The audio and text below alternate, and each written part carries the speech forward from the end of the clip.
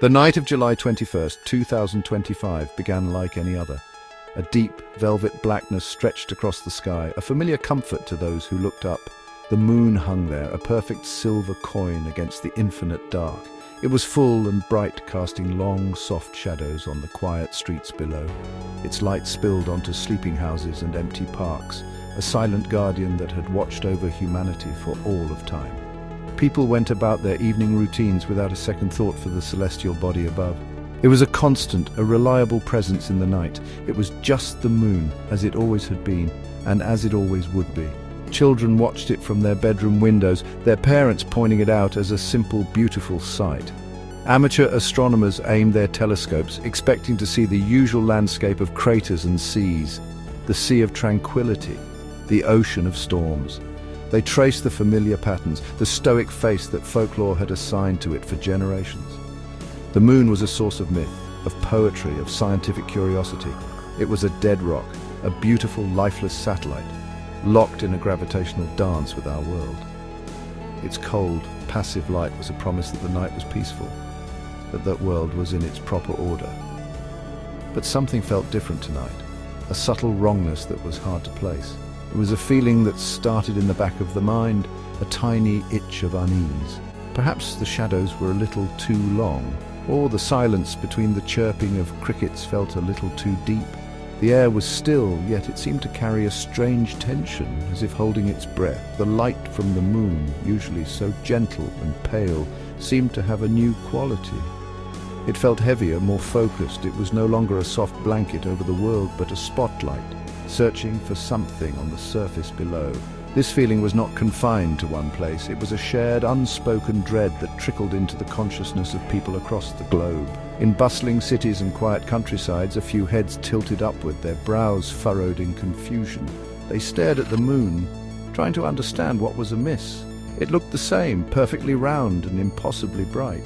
Yet the longer they looked, the more the feeling grew. The moon was not just hanging in the sky. It felt like it was there, present, in a way it had never been before. It was watching. Perfect. The first sign was a line. A hairline fracture, dark and thin, appeared near the moon's center. At first, it was dismissed as an atmospheric distortion, a trick of the light or a flaw in a telescope lens. But soon, reports flooded in from every corner of the planet. Everyone could see it. The line was real. It grew slowly, deliberately, stretching across the pale face of the moon like a crack spreading through ancient porcelain. It was a flaw, an imperfection on a celestial body that was meant to be unchanging and eternal. The sight was deeply unsettling, a violation of the natural order. Then the moon began to shift. It was not the gentle, predictable arc across the night sky. This was something else entirely. It trembled, a slight, almost imperceptible vibration that sent a wave of nausea through those who watched it intently. The tremor grew stronger and the dark crack widened. More fractures appeared, branching out from the original line, creating a web of dark veins across its luminous surface.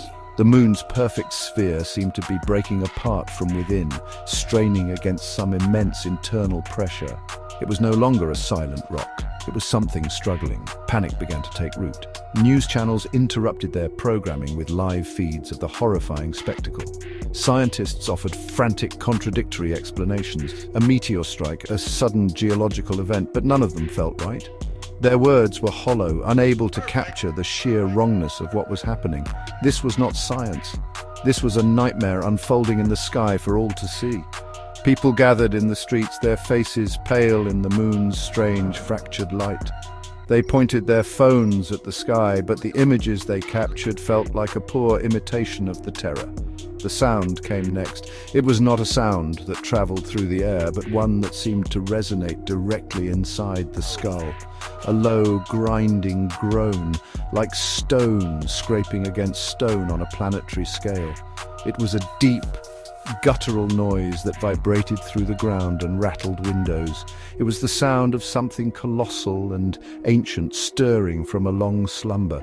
The cracking intensified and small pieces of the moon's surface began to flake away, drifting into the blackness of space like dust.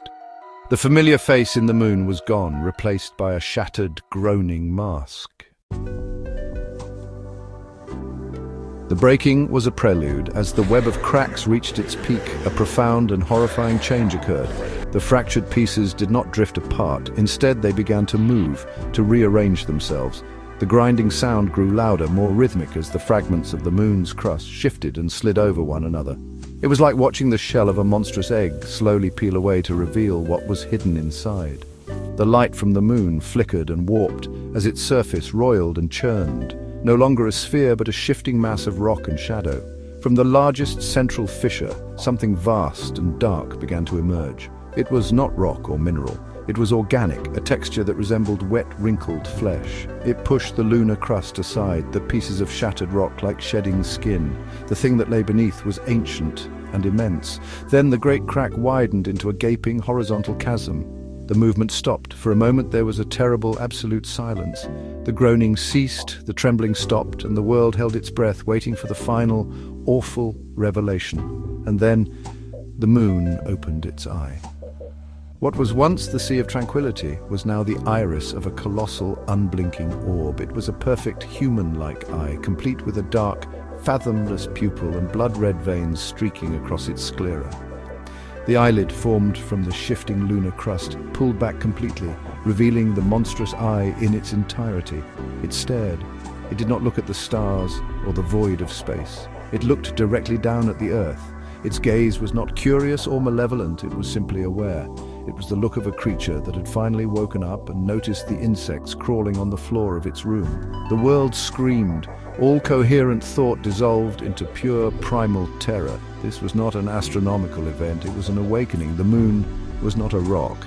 It had never been a rock, it was a living being, a cosmic entity of incomprehensible scale, and it had been sleeping just above our heads for all of human history. Every poem, every song, every myth about the man in the moon was a grotesque understatement. There was no man. There was only this thing, this giant, silent, watching eye that filled the night sky, its gaze a physical weight that pressed down on every living soul. The aftermath was chaos. Governments collapsed, societies fractured. There was no enemy to fight, no disaster to overcome. How can you fight the sky itself? How can you escape a gaze that covers half the planet at once? People fled the cities, seeking shelter from the light of that terrible eye. But there was nowhere to hide. Even during the day when the sun was out, the knowledge of what would return at night was a poison in everyone's mind.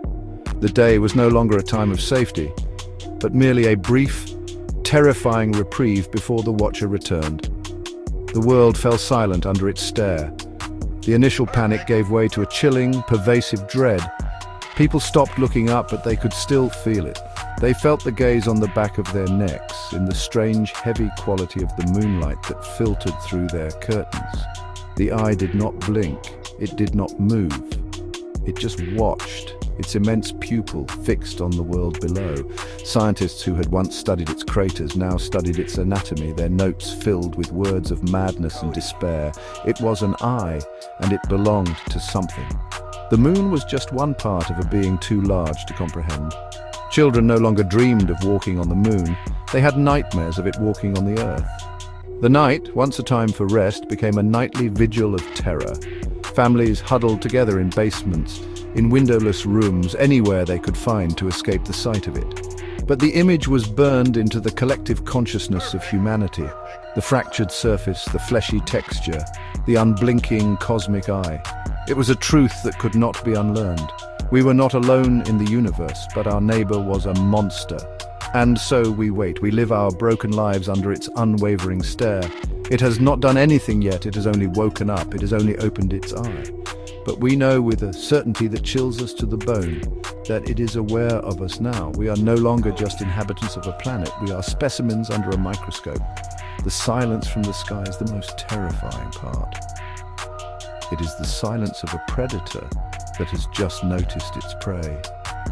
The moon is awake, and we are trapped on this small blue world, wondering what it will do when it finally decides to blink.